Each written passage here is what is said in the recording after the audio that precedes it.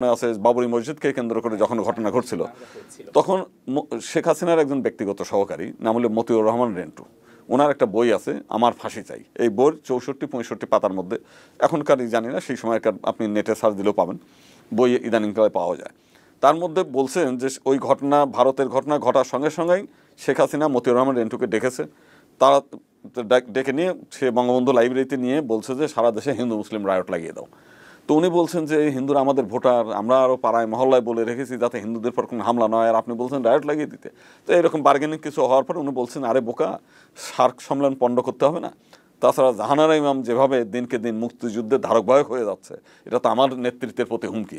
অতএব জাহানারা ইমামকে খতম করতে হবে, সার্ক সম্মেলন পণ্ড করতে হবে। তুমি হিন্দুরা সব জাহানারা ইমামের পিছনে চলে গেছে, অতএব হিন্দুদের বাড়ি হামলা করো। তো এর মধ্যে আরও অনেক কথাই হয়েছে। তা উনি বললেন যে আমি শেষ পর্যন্ত 5 লাখ টাকা নিয়ে ঢাকা বিশ্ববিদ্যালয়ের প্রথম শিববরী মন্দিরে গেলাম, ওখানে জনগণের উস্কানি দিয়ে, টোকাইদের উস্কানি দিয়ে আগুন ধরালাম। এরপরে গেলাম ঢাকেশ্বরী মন্দিরে, সেখানেও ওই যারা ওখানকার দুষ্ট চক্র আছে তাদেরকে ডেকে নিয়ে কড়কড়ে টাকার নোট দিয়ে তাদেরকে উস্কানি দিলাম। তারা যে ঢাকেশ্বরী মন্দিরে লুটপাট শুরু করলে আগুন ধরিয়ে দিল। এরপর মানে রামকৃষ্ণ মিশন, তারপর হচ্ছে গৌরীয় মঠ সহ সারা ঢাকা শহর প্রত্যেকটি মন্দিরে তারা আগুন ধরায় দিল আর কি। এবং ঢাকার বাইরে যেগুলো, তো সেখানেও বলছে মুক্তিযোদ্ধা ট্রাস্টের মহাসচিব শেখ হাফিজুর রহমানের বাসার থেকে টেলিফোন থেকে করা। তো এই যে বিষয়গুলো, তার মানে হচ্ছে শুধু এই ঘটনা না, আপনি যদি নাসিরনগরের ঘটনা, সেখানে আওয়ামী লীগ জড়িত, কুমিল্লার ঘটনায় বাহার জড়িত, প্রত্যেকটি ঘটনার সঙ্গে আমরা দেখেছি যে আওয়ামী লীগ এই ঘটনাগুলো ঘটায় মাইনরিটিদের ঘাড়ে চেপে তাদের রক্তের উপর দিয়ে সে ক্ষমতায় থাকতে চায়।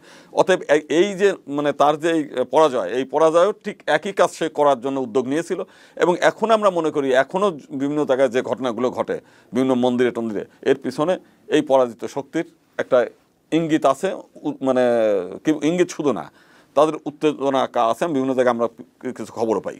তো সেই কারণে আজকে যদি জামাতে ইসলামের লোকজন, বিএনপির লোকজন কিংবা ইসলামী আন্দোলনের লোকজন না থাকতো, তাহলে সারা বাংলাদেশের বেশিরভাগ মন্দিরে আগুন ধরতো, এটা আমরা